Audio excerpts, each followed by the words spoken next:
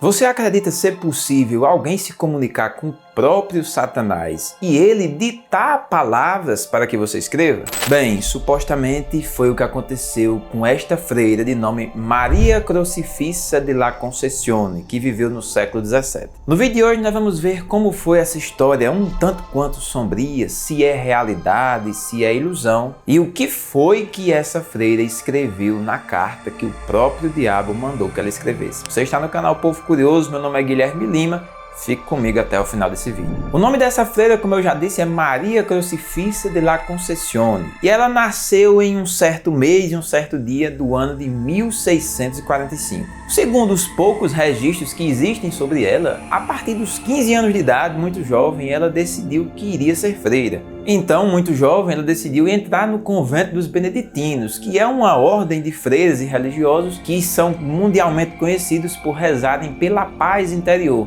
E também eles rezam pelas almas que vagam pela terra. E dizem que ela entrou muito nova para esse convento porque desde sempre ela já buscava a sua própria paz interior e teria ido para o convento para tentar fugir de algumas vozes misteriosas que a atormentavam desde criança. E no início da sua vida religiosa tudo estava bem, a irmã Maria estava progredindo junto com as demais irmãs, mas logo depois de um tempo as outras irmãs perceberam que ela estava travando uma luta silenciosa, uma luta misteriosa. As outras irmãs foram lá perguntar o que é que estava acontecendo com ela e ela confidenciou, ela disse que estava sendo constantemente visitada pelo diabo. Então, de uma maneira natural, ela recebeu orientações das demais irmãs de que isso era normal, de que pessoas que se dedicam à oração é comum que recebam tentações e que recebam as próprias investidas do diabo. Então ela aceitou esse primeiro conselho, continuou a orar, mas depois ela viu que as coisas estavam saindo do controle. Era uma presença diabólica que atormentava de dia e de noite a vida de Irmã Maria.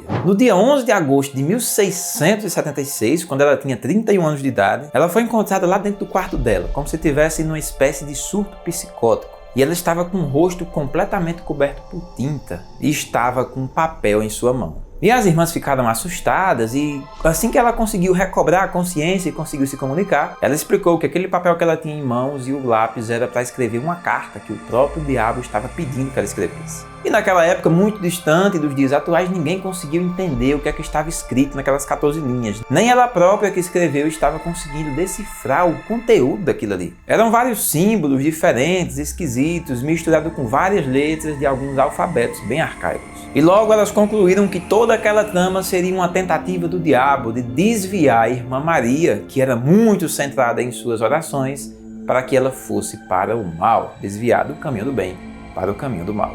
O conteúdo da carta.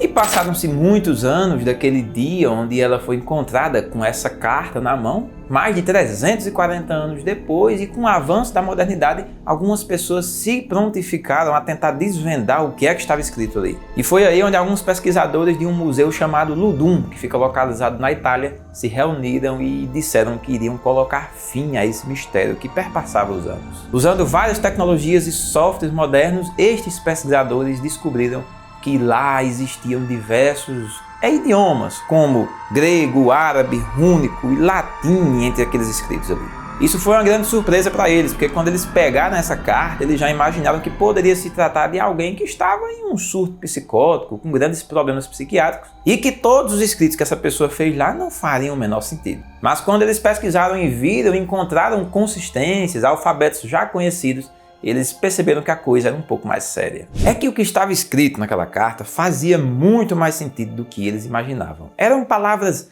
bem articuladas, frases bem formuladas, com sentido muito claro e que dificilmente poderiam vir de uma pessoa que estava em problemas, em surtos psicóticos. A mensagem que estava lá na carta se referia a Deus, ao Espírito Santo e ao próprio Jesus como pesos mortos. E a carta dizia o seguinte: Deus pensa que pode libertar os mortais.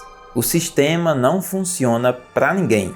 Talvez agora o estige esteja certo. A mensagem era clara em dizer que Jesus Cristo não seria capaz de libertar as almas aprisionadas no estige. E estige, na mitologia, é o significado para um rio onde repousam almas que ficam condenadas pelo pecado da ira. Existiu apenas um detalhe no final da carta que eles não conseguiram explicar. No final da carta existia uma assinatura com a palavra Oimê, que foi assinado pela própria freira. E para tentar dirimir essa questão, a própria abadesa lá do convento das Beneditinas tentou decifrar. Segundo ela, esse escrito Oimê seria o significado para sou eu, ou o próprio eu. E isso significou dizer que a freira não obedeceu completamente às ordens do diabo. Isso porque supostamente o diabo queria que ela mesma assinasse o fim da carta com o nome dela. E ela negou, pelo que se limitou a escrever o escrito Oimê, que significa o eu ou o próprio eu. E finalmente, tudo isso é verdade ou não? Bem, segundo alguns especialistas, isso pode ser a expressão de uma certa luta interna que ela travava com o bem e o mal, com suas vontades, com as vontades divinas, e que não passaria de uma luta eminentemente interna. E o Vaticano considerou que foi uma luta real que ela mesma travou com vários espíritos malignos durante toda a sua vida. Por causa disso, a própria Igreja considerou Irmã Maria como sendo uma mulher bastante virtuosa e a estimou muito dignamente, mas não o suficiente para que ela alcançasse a santidade. Já para alguns pesquisadores e alguns médicos, isso significaria aquele estado psiquiátrico que ela se encontrava, como uma espécie de esquizofrenia muito aguda, e que tudo aquilo que ela escreveu não passam de coisas da mente dela. E agora eu lanço a pergunta para você, o que é que você acha? Você acha possível alguém se comunicar com o próprio Satanás, que ele use pessoas para falar? Eu quero ver o seu comentário aqui, estão aparecendo alguns outros vídeos para você ficar aqui no canal. Se inscreva que a gente tem um encontro marcado nos próximos vídeos.